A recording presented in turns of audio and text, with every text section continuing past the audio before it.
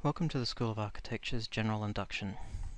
Through a series of 4 videos, we will discuss access and egress, general workplace health and safety issues, codes of conduct, facilities and support services, and finally, low-risk fieldwork. The Zelman Cowan building is situated in the Staff House Road precinct, which contains most of the EAT faculty buildings.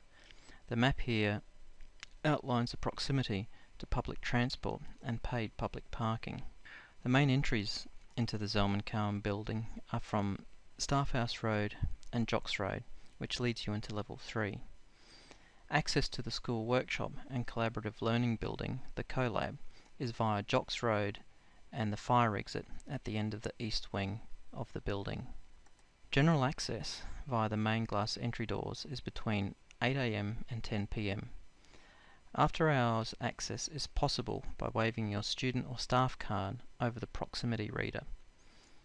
If your card does not work, please email the help desk at eat.uq.edu.au and quote your full name, student number and courses you are enrolled in.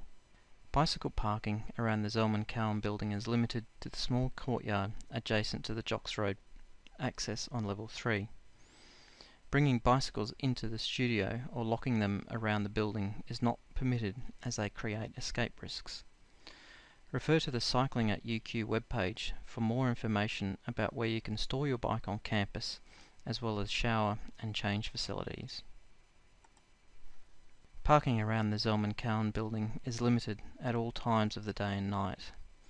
There are some short-term loading spaces along Jocks Road, as well as disabled parking spaces.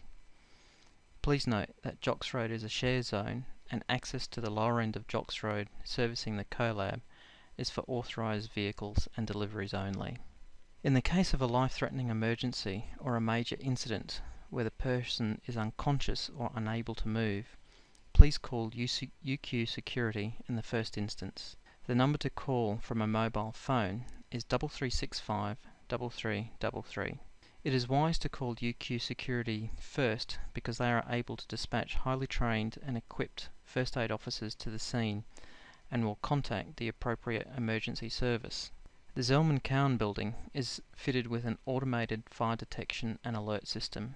In most instances, fire threats will be detected automatically. There are emergency break glass points at the entry points to major rooms and studios throughout the building. These can be activated if a fire or threat is present and the automatic system has not activated.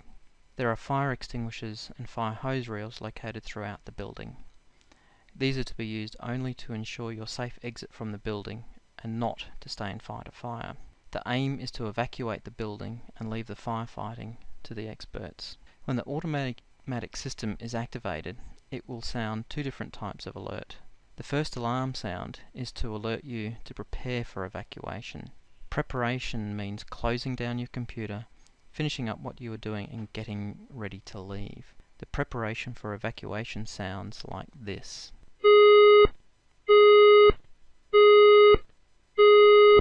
The second alarm sound is the alert to evacuate the building.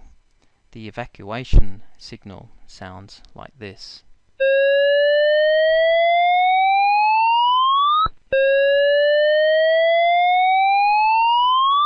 When the signal to evacuate the building has been sounded, please leave by the nearest emergency exit. Be alert to possible danger in your escape path and seek an alternative route if your current escape route is unsafe. Please leave in an orderly manner, do not panic, and please provide assistance to those who may need help exiting the building. There are fire wardens for each level of the building. These people will provide on-the-spot assistance with evacuating the building and make sure each floor is cleared.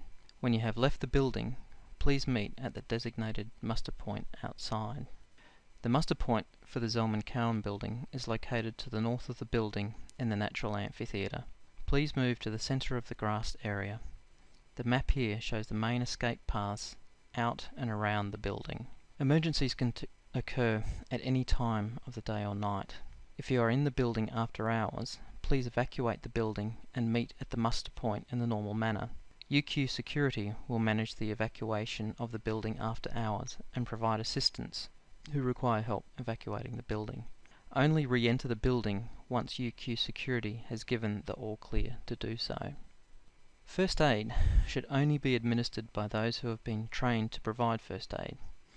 If there is an incident in the Zellman-Cowan building resulting in an injury during programmed activities, please inform the activity supervisor in the first instance. If the injury occurs during working hours outside of programmed activities, or that the activity supervisor is unavailable, then see the staff at the front reception. If the injury is significant and the injured person is unconscious, please call UQ Security on 53333 from a UQ phone straight away. The same number to call from your mobile is 3365 3333. Be aware of any danger that may have caused the injury and ensure that it is safe to help the injured person. After you have called security for assistance, inform your activity supervisor or the staff at front reception. Please try and have someone stay with the injured person to comfort and render assistance as required. Incidents may occur out of hours, and it is important that you act responsibly and professionally to avoid any escalation to the injury. If you find someone unconscious or needing help, make sure that you identify any dangers present that it may have caused the injury to avoid injury to yourself. Call UQ Security on 53333 using the studio phones or 3365 3333 from a mobile. Provide clear instructions explaining where you are and the state of the casualty. If it is a minor injury, then call security on 53333 for first aid assistance. When working late in the Zellman-Cowan building, let other people who are in the building know that you are there. Try to avoid working in the building by yourself. It is not only safer, but more fun when there is a social aspect to working out of hours. If you need to walk to your car at night, consider taking the UQ Unisafe bus. There is a stop just outside the Zellman-Cowan building on Staff House Road. The Unisafe bus runs until 10:15 in the evening. If you miss the Unisafe bus, ask one of your colleagues to escort you to your car and then drive them back to the building. If you are here by yourself and feel uncomfortable walking back through the campus or feel unsafe in the building, you should call UQ Security on 51234 or 3365 1234 from a mobile and ask for assistance. One important aspect of a healthy workplace health and safety culture is reporting and monitoring incidents that result in injury or near misses. If an incident occurs during programmed activities, inform your activity supervisor of the incident and they will follow up the incident reporting. If the incident occurred out of hours, please inform the staff at reception the following day so they can help with the follow-up of the incident reporting. Most incidents, whether major or minor, are often caused when people are tired or not fully concentrating on the task at hand. Aside from the increased risk of injury, sleep deprivation can exacerbate longer-term health ailments, both physical and mental. It is wise to maintain sensible work practices that avoid extended periods of sleep deprivation. The School of Architecture provides a 24/7 work environment to provide flexibility, but does not encourage unhealthy work practices of all-night working or periods of continual work and sleep deprivation. The stress of deadlines and longer work hours affect people in different ways. It is important to manage your stress to ensure that you enjoy your study and stay the course. Work-life balance is tricky to manage at times. However, UQ Student Services provides courses to help students manage workload and stress. Anyone bringing in their own electrical equipment to use at UQ must have it tested and tagged prior to use. The EIT faculty has a free test and tag service. You can arrange to have your goods tested and tagged by way of an email to the test and tag team per the email address on the current slide. There will also be bulk test and tag days arranged at the start of semesters where the test and tag team will be present in the studio at set times. Look out for emails informing you when they'll be around. On a final note, if you bring in a power board, please ensure that each socket is individually switchable. On occasions, you may be involved with the setting up or taking down of installations, exhibitions, or simply moving furniture around the school. In these instances, it is important that safe practices for manual handling are observed. If you are going to work on the summer exhibition or a build program, a specific risk assessment may be required. Check with your supervisor first. The studio is the main workplace students will use during their architectural studies at UQ. The current state of open access to the studios comes with the mutual understanding of certain basic codes of conduct are observed to ensure that the studio remains a safe and productive workplace. UQ has a general policy on threatening behaviour that states that all workplaces on campus should be free from threat. The definition of threats are posted on the university's Policy and Procedures Library for reference. If you have concerns, please inform your supervisor or course coordinator in the first instance. Threatening behaviour can also take on more subtle but equally traumatic consequences, either directly or even through social media. If you have concerns, try and address them with your supervisor or course coordinator. There is a web link on this slide for more information. Finally, student services provide counselling and advocacy for victims of harassment. The studio can be a social space, and though music may be good for some, it may cause nuisance for others. Show respect to your peers by playing music with headphones, or agree with others in the studio when playing music aloud. Students should exercise common sense when using the building. Access to concealed spaces, sunshades and roof spaces is not permitted and is quite dangerous. Students found in these areas of the building will be identified and have access privileges removed. Continued offences will be deemed misconduct and result in UQ disciplinary procedures. Smoking inside the Zelman Cowan building is not permitted.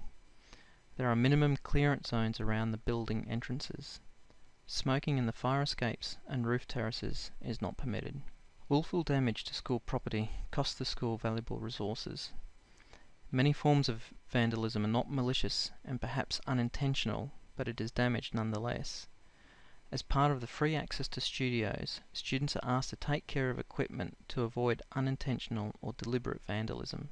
Common forms of unintentional vandalism include using the tables as cutting surfaces. Please use the plywood offcuts provided in studios as a cutting surface.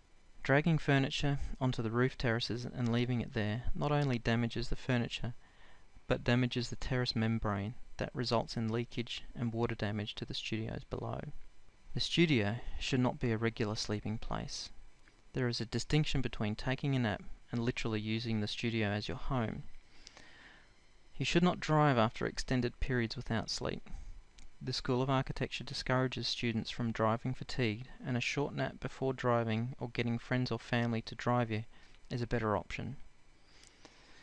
The School of Architecture discourages working through the night and unhealthy work practices.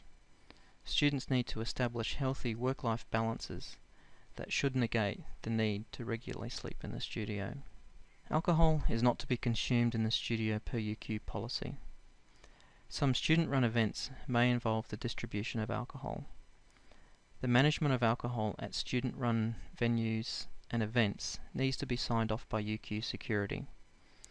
The school manager can assist you with the required paperwork, and please note that there is a minimum 2-week processing time. Access control to studios after hours is intended to provide security to students working late. Access control doors should not be held open during the night, as this not only damages the systems but increases risks of assault and theft in the studios at night. As future decision makers and designers of the built environment, conserving energy and limiting carbon emissions should be one of our key aims. Simple measures like turning out the lights at the end of the day if you are the last to leave can save considerable energy. Also, be mindful to use the recycling bins available and avoid contaminating the recycling stream with inappropriate waste. On a final note, the studio should be seen as a convivial and friendly place to work.